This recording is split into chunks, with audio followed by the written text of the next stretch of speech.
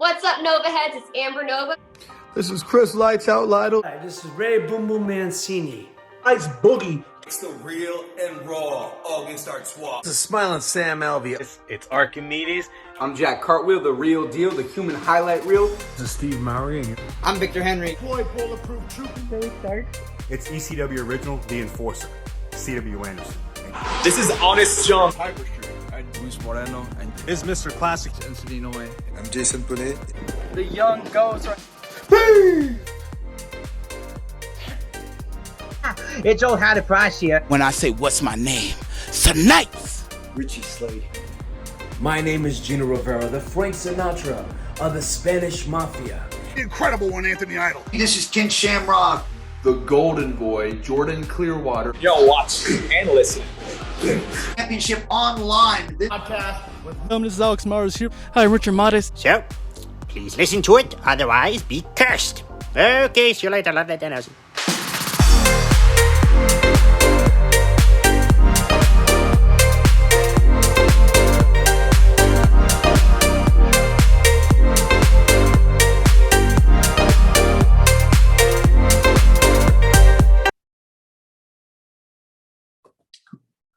Hello, ladies and gentlemen. You're now watching and listening to Championship on the Line podcast. If you're new to this channel, my name is Alex, and today is a very, very special episode here today because it's very rare when we get someone that's, obviously rare we get people that do Jitsu, but also just winning and dominating the sport and winning championships as she's been doing for so many years, and recently winning the ADCCs.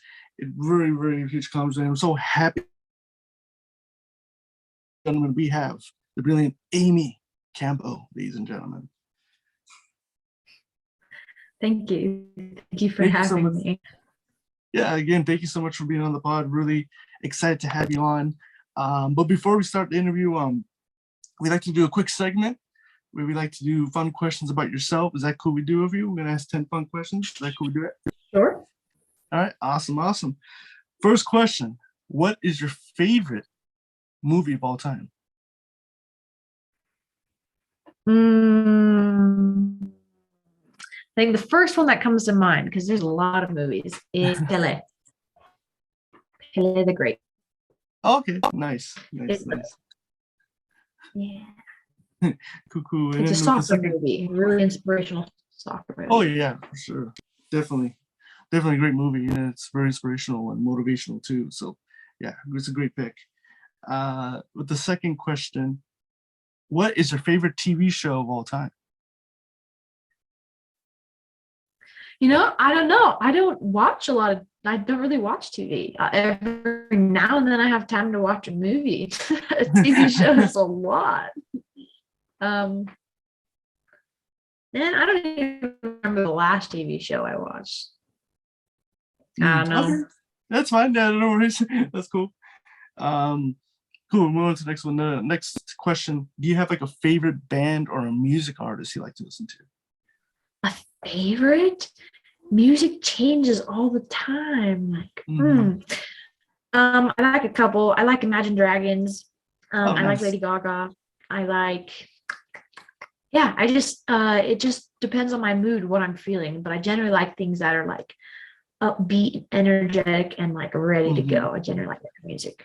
And something that has like soul, like a lot of the 80s has like a lot of soul to it, like it means something. I like that too. Nice. I like that. Yeah, same thing. Like, especially like you need someone to like get you going, like a beat, like a good beat, And it's like I can't like slow tracks are cool, but like I don't know, I need something like get me going, But with the next question, what's your favorite meal you like to eat? I can always go for noodles. Any noodles. Right. Ramen, pasta, like Alfredo, spaghetti. I love noodles. Nice. Cool. The next question. I don't know if you like sports, but if you do you have a favorite sports team? My team, let's say that. I don't know. I don't watch tons of sports either. I like sports, like I understand and I can follow them, but I feel like I don't know them enough to like. I know just a couple football teams. Like I don't know a ton. Okay, yeah. No, you're good. You're good. And with the next one, we'll move on to the next one. I don't know if you're a gamer or not, but if you are, do you have a favorite video game? I do not. Like back in the day, I used to play a lot of Zelda. Zelda was my Ooh. favorite video game. But Nice. that was like GameCube, PlayStation type stuff. Nice.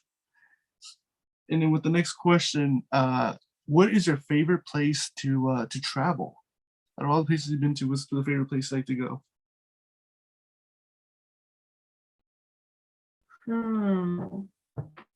I think I have the most fondest memories of going to the beach in California, but I had nice. equally as fun, but not as frequent, when I went to Hawaii. I went to Hawaii just the one time, and I really liked it there too.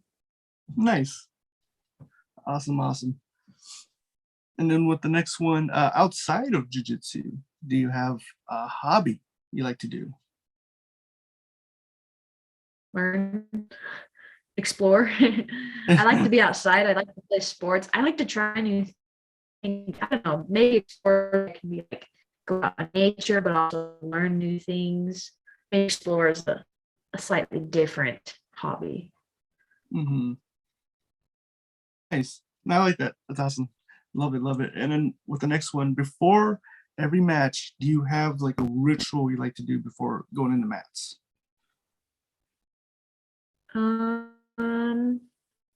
Somebody else asked me this question too, and I thought of something that I always do.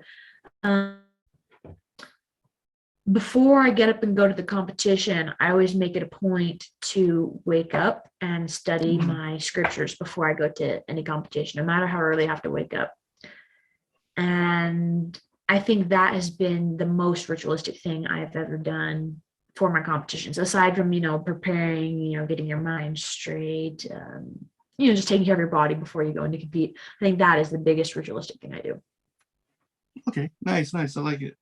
Love it. And then with the last question, Amy, if you could have a match with someone that doesn't do jiu-jitsu, it can only be or an athlete or a character from a movie, anyone that doesn't do jiu-jitsu, who would it be?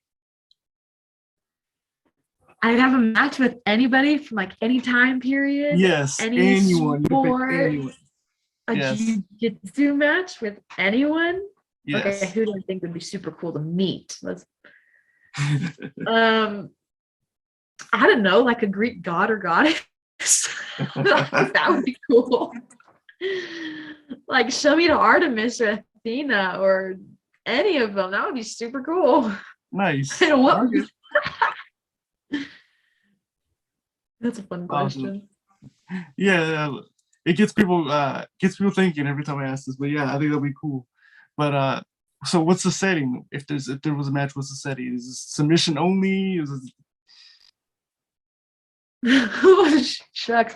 Like as rules as limiting to their powers as possible. Like, their rules are they have to be a human too. Yeah. They have to. Wouldn't it be interesting if they had to be limited to the capabilities of a human, but also like they had to have the same capacity that my brain has. Like they can't use their 4,000 years of experience. They get to work with the same past my brain has. So basically, I'd get to meet somebody from the past, but they would also show me myself. Nice. Yeah, that would be cool. Yeah, because especially that's advantage to them, especially someone that's 3,000 to 4,000 years. I mean, they would have a roof advantage. They have to be equal. Yeah. But awesome. But again, Amy, thank you so much for being on the pod. Really excited to have you on. And again, I want to know like the beginning side, so like of your story, of your journey. So like I've heard like you've been starting jiu-jitsu when you were 13 years old, right? Yep. Sure did. And how did that all happen? Like who first like introduced it? So my dad introduced me by way of my brother. My brother was always my brother Ryan was always my dad dad took him to a gym so he could learn how to really fight. And then he just dropping him off one day, and he let me come and watch. And he's like, "Oh, you think you want to do this?" And I was like, "Yeah." I just nodded my head. I didn't think anything would come out of it. And he signed me up for all the classes and bought me all the gear. And he's like, "Don't tell your mom." So yeah, that's how I got into jiu-jitsu. I just stuck with it ever since. I tried to go to every single class possible for the first couple of years. Nice. And then what was it like too, like going for like the first day of school? Like what was it like doing the moves and learning for the first time? Was this something that you liked it right away, or was it something that took time for you to like? I naturally latch on to anything where I get to learn and words. But yeah, the first day of training was like we were working on triangles and side control and guard. And as a girl, you're working on guard, like, well, this is weird. Luckily, I was young enough; it wasn't super weird. But it was interesting. I knew it had a practical application, and the more I could understand the details, I couldn't understand all the details, of course, but I was able to see practicality in it, and I was very curious about being able to do everything. And I was very good at mimicking what somebody else was doing. Like when my coach would teach me, I was very good at mimicking how he would do things. I didn't know why I was doing them or how important it was to do each detail. I was just copying what he could do. It was like a little trick or a challenge that I could learn to perfect. And it was really fun at first, and still is. And during that time too, was it always the goal to maybe do tournaments? The first time, was that something I want to do that in the future? Was that a goal for you, or is this something that it just happened? Yeah, so it just happened. When I was training, competing was never a thought. I was just training okay, I need to be able to, once I got to the point where I could put the puzzle pieces together a little bit, training was just completely, I need to be able to myself. I be able to get away from you when I need to. I need to it was completely self-defense based for me in the beginning. It was so easy to take it so seriously when you do it that way too, as well as I just liked to learn and was excited to get better at something. And then coach is like, "You should try competition," and I was like, "What's that?" I've never done that before. I don't know how that goes. And after about a year and a half, I got to doing my first competition, and you're nervous. You don't know how it's going to go. But for me, I found out that as soon as you slap hands and you get on the mat, I found out I switched into my fighter person, no problem. I was able to just forget everything else and compete. And it was just like how it was the gym. It didn't matter that it was somewhere new, that there's all these people. It didn't matter. It's just, I'm here. And then it was I was done with my first match, and I did well, and I was like, "Wow, this is cool. Do it again." And coach is like, "There's more." And we just started doing more. First of all, I had more matches that day, and we did a bunch more matches. And then we just ended up planning another tournament a while later, and they just kind of grew with each new tournament. It was a slightly newer challenge, and I was like, okay. And we just did it. And then ever since then, that was just the goal, just going tournament, just competing. Kind of, yeah. The goal was always to push my progress, to see what I could do, to see where I stand. That was always the goal. It wasn't I didn't know so many tournaments to be I'm going to win all of these. It was just I want to find growth. I want to find challenge. I want to see how I compare. I want to find myself.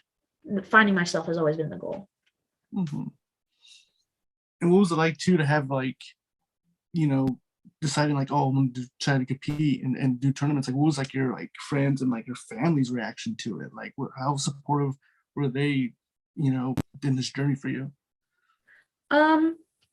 So a lot of my friends, I'm going through junior high and high school, and your friends are going in sometimes different directions. I was training more often than I was hanging out with friends, and then the people at the gym became more my friends who I'd hang out with. But as far as my family goes, they were were on board with me competing at first. It was like a lot of logistics to figure out, so it was a little bit of a headache at first. But yeah, they were happy for me to compete, and sometimes they would come and they would watch. You know, it's long. Some local tournaments can go a long time though. So some of my family members were like, "All right, we're not down with being here all day, but we'll come watch you for a little bit." Yeah. So they're genuinely excited for me, I think, and just wish me luck. Yeah. Nice. Yeah, because I can imagine those tournaments. Some of those tournaments last like all day and last multiple days too. So, you know, waiting and just because I imagine all you want to do is just want to go out there and just compete. You know, especially being there like all day type of thing. But you know, yeah. If I can just go in, well, I don't know if I do much better, but I do the patient to fight, because waiting for the fight is like, just seems like it takes forever. But you know, at least you care. Let's see. Okay, cool. I'm sorry, you cut off for just a second, but I think we're good now. Okay. Okay, cool.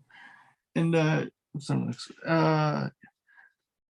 yeah, so during your time, you know, especially during training, like, was there like videos and like tapes you would watch on certain people, like certain grapplers, to kind of get a style, but also get more improvement? Like, was there always tapes and like matches you were watching during your training? My coach actually watched a lot on my opponents, and before I even have to or need to, he's already he's already training me for them before I know I'm going to fight them, essentially. But I don't watch so much on my opponents. I watch a little bit. But you know, I was a blue belt. I had a match that I lost. I remember going and watching all of this person's fights, every single one of them I could find, and trying to learn as much as I could about that person. And what I learned at the end of the day is this person, you know, other fighters, there's not a whole lot out there that I haven't seen or that's not comprehensible. So at the end of the day, what I learned is you got to be yourself. Like, just go and be yourself. You don't want to fall into a game or a little trap or something that your opponent does well. And so that's the thing you look at when you watch their fight, is like, okay, what is it that they fall into well? You don't want to fall into what they do well. You want to just go off. So you avoid that problem, and then you just fight yourself. Like, I just learned that I need to necessarily change something such about myself to fight anybody. I just learned that you get yourself, I guess, from watching people. So that I hold that with me now, is that I'm going to fight how I fight and not fall into your strength. If that makes sense.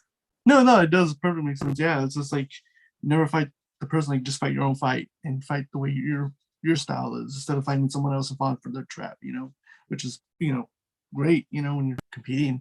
And also, you know, with having such a great, you know, coaches, what's been like the best advice that you have received from your coaches, and you know, that you still keep with today?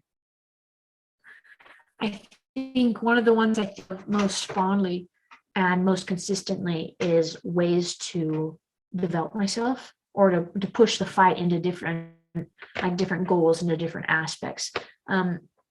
I look for little ways inside my training to challenge myself, like trying a certain submission or getting to a certain position, or seeing how fast I can do either of those things, and how I can do things together.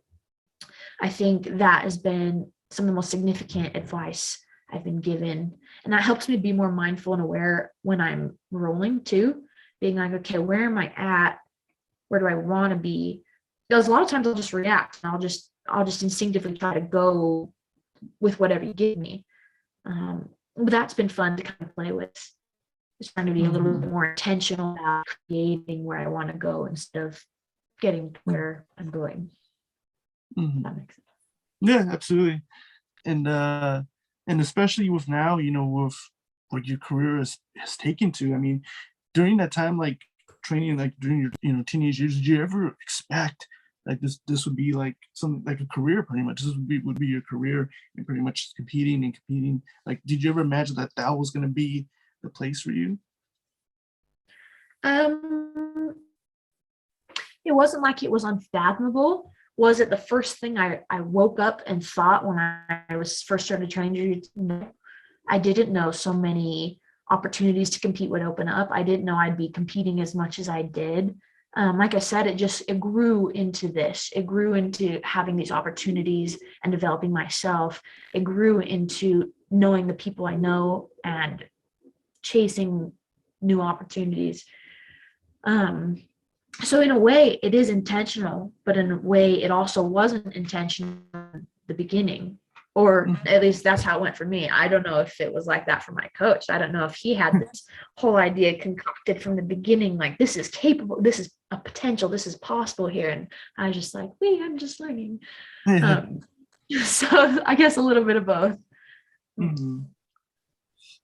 And especially with now, obviously, winning the ADCCs, which was, a very, by the way, congratulations on that. It's a big accomplishment for what you've been doing. And, especially but take me back, like competing in that, but also doing the trials. So I heard that, I don't know, correct me if I'm wrong, but doing the trials, like, was that like your first black belt no-gi tournament? Or was this, this was the first one, right? Yep. For black. Yep. So that was my first tournament of the year. Or no, maybe it wasn't of the year. It was around when I think it might have been. I don't know if we did one right before or if we did a couple just after it. I did a handful earlier in this year, but yeah, it was like one of my first black belt tournaments was the trials. It might have been the first one. I'd need to look up my calendar and see which tournaments I had scheduled, but that's probably right. That's probably right. Yep. I think it was because I remember writing my first black belt debut. Yep, that's probably right. Yeah, tournament as a black belt, not too much is different from when I was a brown belt because it was just a couple months before that when I was promoted. Yeah. Had you asked another thing with that? Did I miss something? Oh, no, that was my question. Yeah. Okay. Yep, that was my first tournament as a black belt, and subsequent tournaments followed. Nice. And I was gonna ask that too because I remember because I was gonna ask so being from a brown belt and then going to black belt terms. I was gonna ask mentality wise was different for you? Like, oh man, now I'm at a different level, like black belt level, or was it just you just treated it the same and just like any other tournament you did in the past? Yeah, I really treated it the same as if I was in the past, because not again, I am me, and from the day before I got my black belt to the day after I got my black belt, I'm still me ultimately. Maybe I learned a little bit, maybe I grew a little bit, but I'm still me. So yeah, I learned some as far as how I treated competing after I became a black belt. For the most part, I still do the same thing as I fight how I fight. I mean, I got to a black belt fighting this way. Why would I change what I am at this point without necessarily needing to? I'm not going to. It doesn't make sense. If the recipe is working, why change the recipe? That's true. Yeah. I think I had expectations for the black belt division. I think in my mind, I'm still imagining that everybody is significantly better than I am. To me, the black belts that I'm facing are they're supposed to be at a different level than I am. They're supposed to be much better than I am. I don't even think this is the height of, I don't think I've met the height of the black belt division. Although I've done well, I still seem to feel like there's more. I don't know if that's making sense. No, but I didn't anticipate being able to do so well. I showed up as myself and came to fight, and I brought the fight, but I'm surprised still. But yeah, I mean, I just those years of, because starting from age 13 is working your way up, and I feel like those tournaments and all the years that you've done, it prepared you for that level, prepare you for that stage. And I think that's why, succeeding so well and beating and winning the ADCCs. But talking about winning the black belt and getting the black belt, like take me back like when you first got your black belt. Was it like a ceremony, or was it something that your coach surprised you, or was it something that you knew was gonna come? Like, how did that, what was that moment like for you, like winning for the first time black belt? So I had a hunch. So I got my black belt on the podium at Brown Belt Worlds when I won the Brown Belt Worlds. I had a hunch something like this was going to be happening. Like, it just made sense logically. I had my 2 previous promotion podium as well. So there was a pattern building, and I was like, well, this is the Brown Belt Worlds. So what's next is a black belt. And so I just thought, I just had a hunch. And then I was going fight to fight in the brown belt division at Worlds, and I was just really keeping myself focused on each fight. And I forgot about that hunch completely. My coach said while I was there, actually, that there was a bag on the floor that was with us the whole time that had a black belt in it. And he was like, him and somebody else who was with us was like guarding it in case I accidentally opened the bag and found the black belt. It's been funny. But so I'm going match to match, and I get to the podium, and I'm up on the podium, and I'm just like, cool, this has happened. We're finally done. Great experience. And coach walks out with the black belt, and I was like, oh, I forgot about this. so my look of surprise is still a genuine surprise, because I had a hunch, but I forgot about my hunch. So I still got to look surprised in all my pictures. Oh, my hair was dreadful after that picture where I didn't fix my hair for the podium, because I used to never. Hey, I just fought like this. This is who I am. This is what I am. Like, after those pictures, though, I'll always fix my hair for the podium. It looked dreadful. Like, I have a really good comparison for it, but I don't want anybody to know that, so I'm not going to say that. But it was a neat experience. He was super happy. Of course, he was like gushy and emotional, and he's giving me my black belt. And I found out that I was the first person that he had put the black belt on when he promoted. He has another student in Japan, and we had his gym in Japan, that he had promoted to black belt, but he had moved overseas before he was about to do the coaching for his student. So he's like, hey, I promote you, you can put the belt on, but I cannot be there in person because I'm over here and this stuff. So I guess I found out I was the first person that he put the belt on, and that's a significant memory for him as well. But it's cool experience. Oh yeah, amazing story. I mean, it's a story that you won't forget. I mean, especially during the tournament, podium, and then they put the black belt. It was just an awesome surprise. Yeah, I remember feeling, you're just taking so much in that I feel like I was just existing and watching it. Like, I was walking around and just all this stuff's happening, and I'm almost watching the movie of my own life while it's happening.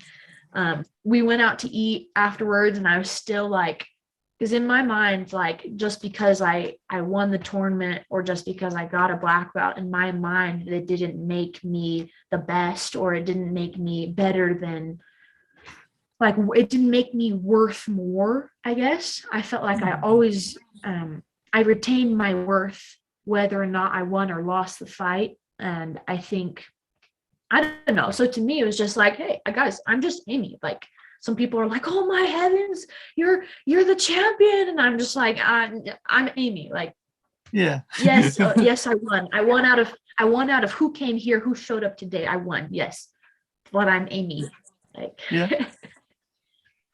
Tell you what, though, we're never going out to that restaurant again. We went to a Texas de Brazil, and once I found out how much it cost there, I was like, well, dude, I could have been happy with McDonald's or something. And I was just thinking, I was just exaggerating. But then we walk outside, there's McDonald's right outside. I was like, well, no, it's okay. It was fine. Not the best Brazilian food I've had. There's a shop here that does better, but it was fun. And then we get back to the hotel. Oh no, before we went to the hotel to shower before we went out to eat.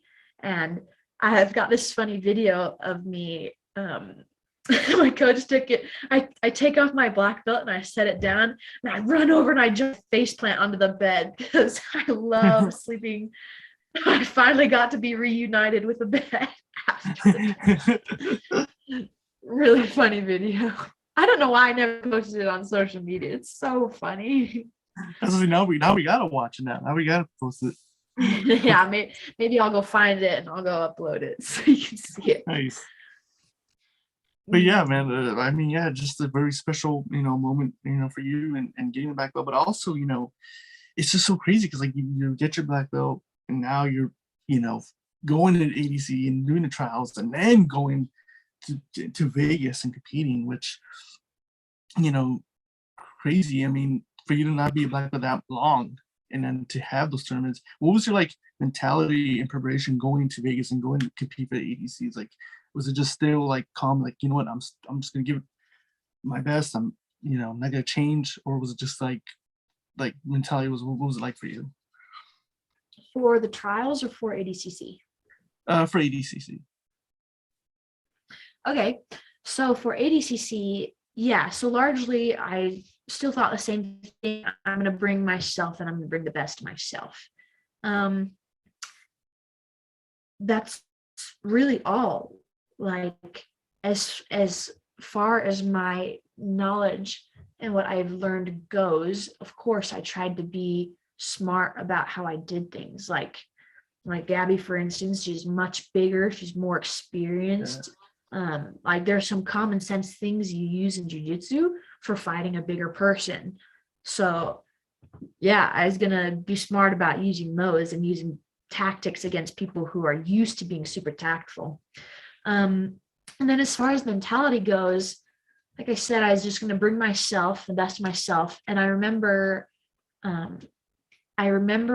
I came to, in the trials, I came to this fantastic, like super true perspective about who I was as a fighter and about how much I wanted to fight and how much I wanted this opportunity to see what I could become. And I remember at the trials discovering that I was purely excited to fight. I'd lost all fear, all anxiety, all doubt, that none of it was gone. I was just wanting to fight. And I remembered that. And I brought that same perspective to my mind while I was preparing to go out to fight. And same thing happened. Yeah. All anxiousness to fight, all of it just gone. There wasn't like, I think that's what I would sum up what I was feeling, is I was feeling anxious. Like I was feeling like, come on, let's go fight. Like, oh, I'm done waiting. But yeah, as soon as I thought that, all of it left. And it's so liberating to have that perspective. And it's so, your mind is freed to focus. Your body is able to perform. And it's so nice. I walked out there feeling like this is exactly what I want. I want to fight. I felt so excited to see what I can do and make the absolute best that I could out of it. And I was going to be happy no matter what. As long as I performed that way, win or lose, I was going to be happy with that. And it went well. Absolutely. And especially like, I think your second match, facing Gabi, who's, done a lot for the sport, big, difference, size difference, but also, watching the match. And then I think towards the end is when you got the takedown on her. And the crowd is going crazy. The crowd's going like really crazy. Like, did you know what was going on like with the crowd, or was it just like tunnel, like you didn't hear anything, or like could you hear the noise, what was going on? Most of the time when I fight, I don't hear anything else. I made this joke in another place too, where it's like on occasion I'll hear my coach. Yeah. So I usually don't pay attention. Yeah, like I said, when I slap hands, I'm just there. Every now and then I'll notice something, but it's not enough to like derail my focus. In this case, where I knew people were cheering for me, that's cool. I let it help me a little bit. I don't know, not even that much. I think I just thought it was like, oh, cool. Like I noticed this and went right back to fighting.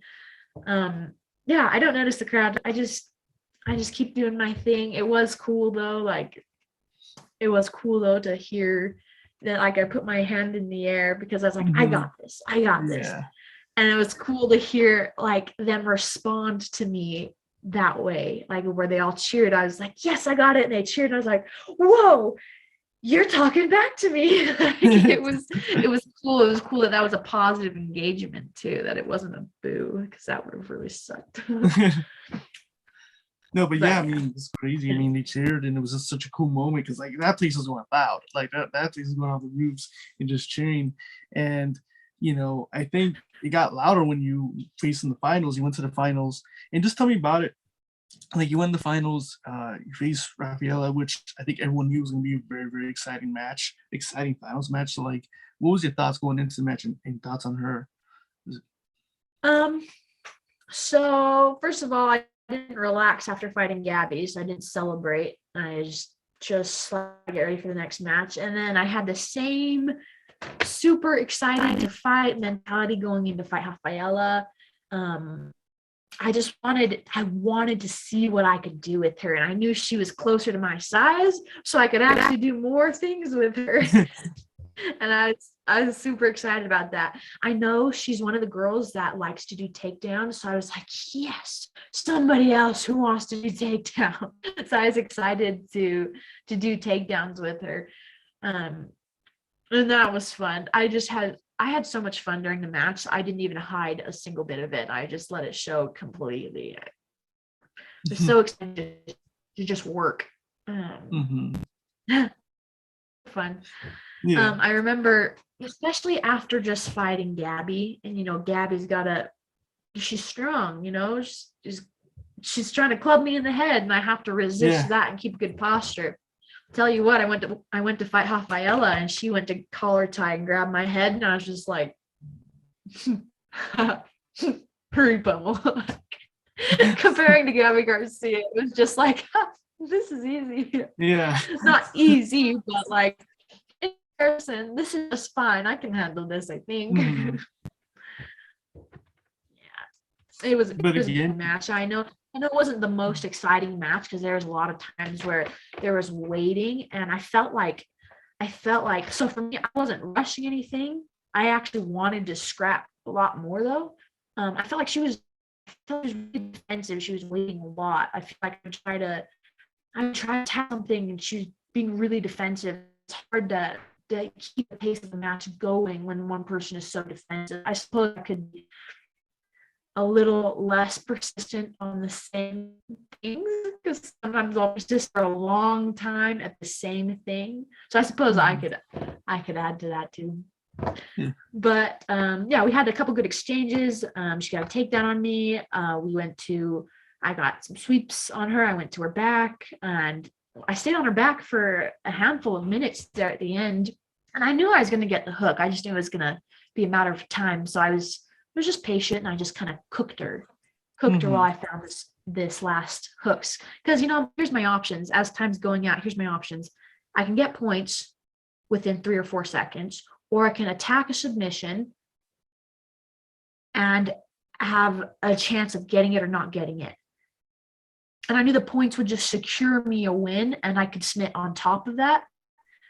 So at the end, I just continued to persist, go or hook. Only now I was putting a little bit more effort into going for it, because before I was just like, okay, make your mistake. And she wasn't. And then my body intuitively found a way to sneak my foot in, and I got the points. And there's a second where I separate because I want to attack her neck and go for a choke, but I had the points yet. So I was like, I can guarantee a win with these points faster than I can guarantee it with the submission. So I just went back to the seatbelt, got my points again.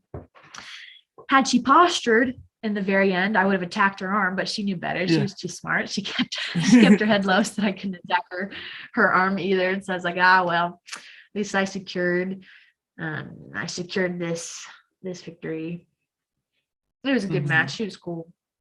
And especially too, when you find out that moment, like what's going through your mind when your hands raised, you're champ, you win ADCCs. What is emotions going? I think I was riding the high of being excited to fight. I think I celebrated a little too early. I didn't celebrate fully, but I celebrated a little early because you see my face when I know I got the points and I'm attacking the armbar. I look over at the clock and I was like, ha, I know I got it. Like, come on. And that was too early, I think, I wasn't really stopping myself from enjoying the moment. So I don't see how I would have done that anyway. But when I stood up, I was happy. I was just happy with the experience. I was present. I think I was present and I was myself. And it was that made it so much of a fuller experience than just I worked hard and I won. Just how I won. Not that it couldn't have been better, but it was great. It never quite smacked me in the face that you've won ADCC. Like, the prestige of the tournament is still gradually like smacking me, letting me know like what tournament I have won. And that's evident in how people are responding to me now. It's really strange because, like I said, when I won the world, I was just like, cool, I won out of the people who showed up, but I'm still Amy. And I feel a lot the same way. Like, I'm still Amy. But, it's not the more I just rethink about it and realize it, it's not an easy tournament to get to. So it does have quite a magnitude to go with it. And I find myself considering that. And at the end of the day, I think it just makes me excited because I'm like, a lot of people think a lot of things are impossible. And I feel like a lot of people, when they put their effort in, they don't realize how close they are to achieving what they think is impossible and superseding that. And I think it was just an example of it. And that makes me excited to see what else I can do, not just with jiu-jitsu, but in life in general. Oh yeah, absolutely. And especially, I watched the interview that you did. I think you did with Flow Grappling, and you said, I want more. I want something more and something big, after winning ADCs. So have you decided what is next for you? What is the next tournament? What is the more you want after winning ADCCs? So as far as more exponentially, I'm working on that. But as far as a more for schedule for the rest of the year, I've just got like Pan Ams and Worlds and maybe a super fight going the rest of the year. But as far as like, because I'm not sure which one of those you're asking, so I'll just address both of them. Scheduling, got more tournaments going on. The more exponentially is what I'm going to create. That's the secret though. But especially, with now, jiu-jitsu is, in my opinion, it's getting bigger. It's getting bigger and it's getting popular, especially especially in Vegas too, a big crowd. And, now we're seeing more jiu-jitsu schools everywhere now. Like now it's like every corner, every city you see, more schools. What are your thoughts on especially what jiu-jitsu is going to be in the future? Like, do you think it's going to be bigger and bigger? Like, what's your thoughts on jiu-jitsu right now? Well, there's a lot of speculation that goes into that. What do I think jiu-jitsu is going to become over the next couple of years? I think it will continue to grow and get more attention from people. Maybe it'll even turn out to be like Brazil, how Brazil is. My impression of Brazil is that like most people know what jiu-jitsu is and like associate it with like the culture. And it sounds super common there. So I wonder if more people could be aware of it and be a part of it in some way in America, as common as it sounds to be in Brazil. That would be something really interesting to think about. Like how everybody kind of knows about karate, or it's definitely not comparable to karate. Or like, I don't know. What's something else that Americans are engaged with daily? I don't know, maybe it could even become as common as like attending university. Like, no, that would be such an interesting thing to see how jujitsu could impact more lifestyles and at different ages, and not just at a really competitive age, but like, what does that look like for older generations, older populations? How does jiu-jitsu impact their life? Be cool to see. Yeah, I'm definitely interested in what the future, holds for jiu-jitsu. And especially with now, you got, people like yourself in bringing the sport into bigger platforms. I mean, also too, like I also want to get your thoughts, but especially a guy like, Gordon Ryan, who's been trying to putting the sport out there, kind of playing like this character kind of type of thing with the kind of like a villain type of thing. But what are your thoughts on what he's been doing, kind of like his goal, kind of bringing jiu-jitsu? Because now I feel like there's eyes on it, with especially the things he's been doing.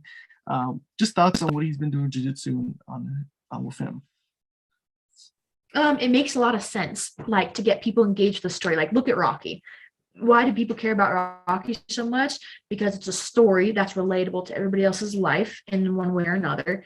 And the story aspect of it is something that everybody can follow and be a part of, that they can look at and they can watch develop. That's why everybody spends so much time on TikTok looking at how the end of the video comes about.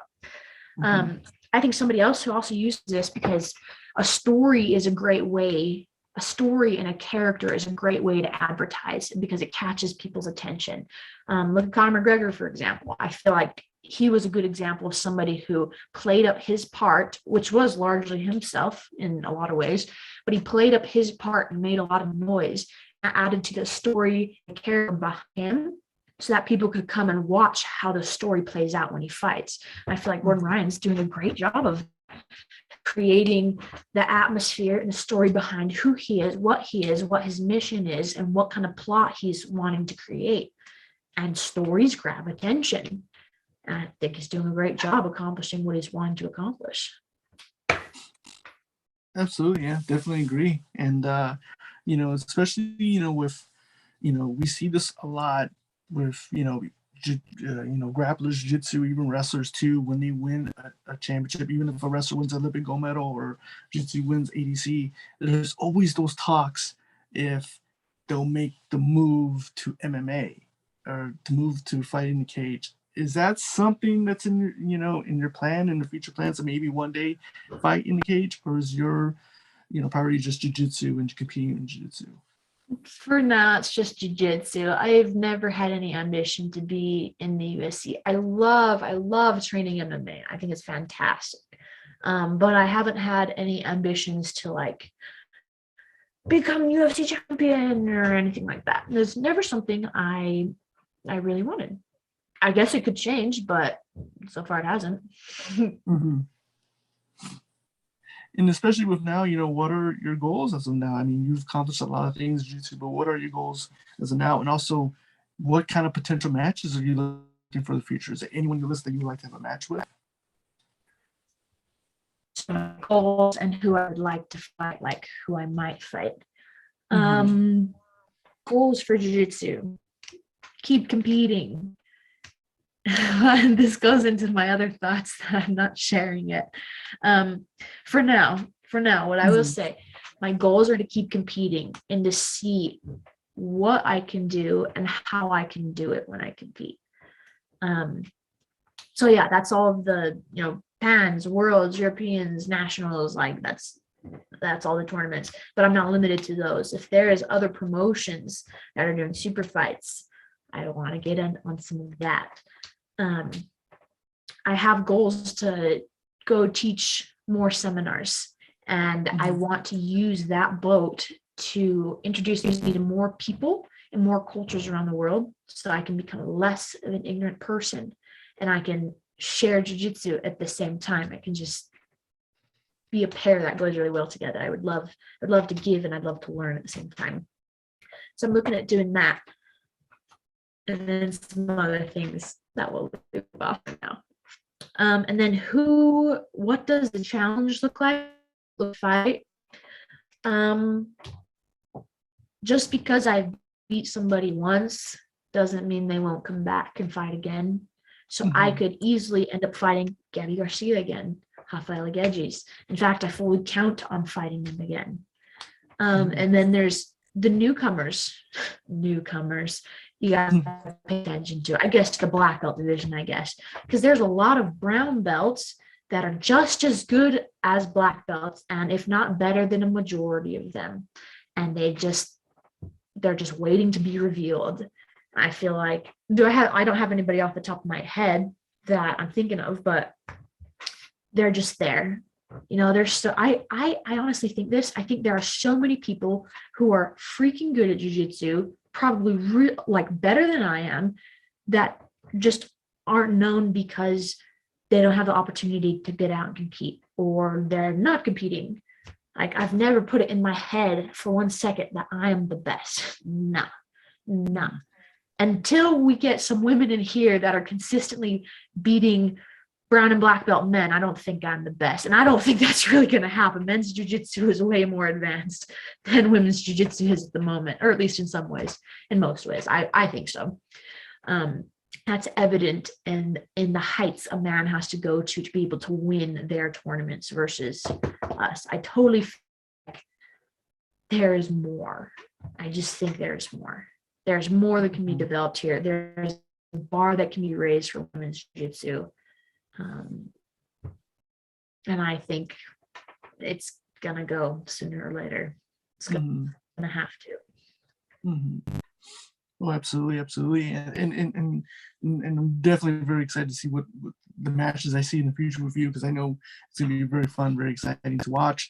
And also, with the last question I want to ask, if someone watches this, what advice would you give to someone that wants to be maybe jiu-jitsu or just martial arts in general, but just jiu-jitsu? What advice would you give to someone that's starting out? To somebody who's starting out, they're already enrolled. They've already decided they want to try it, they want to do it. Yeah, that's the question.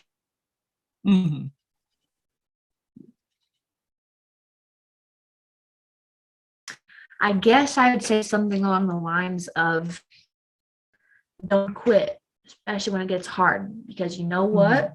Everything else in your life is going to come to a point where it gets hard. If you quit at one thing, you're going to start quitting at more things. So make it part of your habits and a part of your character to not quit.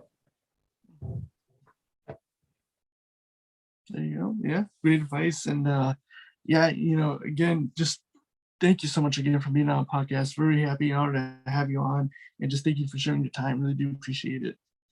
Thank you. Yeah, thank you for having me. I had fun. You asked some different questions. I had fun being able to answer them and to reflect a little bit more on my experiences, and then be able to share some things I've learned. That is very satisfying and fulfilling to me, to be able to share what I've learned with others. Oh no, thank you, and I appreciate your time, and just thank you so much. And for the people out there, the listeners and fans, where can they find you? Where can they find you on social media, or is anything you like to plug in, anything upcoming events you have going on? Yep. So you can find me at Amy Campo Fighter on Instagram, or Amy Campo on Facebook. Also same on Messenger. I'll respond faster to Messenger than I will to Instagram. I just will. Yep, those two things. All right, awesome. Cool, awesome. Well, thank you so much. And also, we'll put down her social media down in the description down below, where you can follow her, do a lot of fun stuff. And and again, Amy, thank you so much for being on. Truly an honor to have you on the podcast, and just thank you so much for your time. Thank you. Thanks for having me. And also thank you for the watchers and listeners watching and listening to this episode. We really appreciate it. And thank you so much for watching this video, and we'll see you guys next time here at Championship Online Podcast.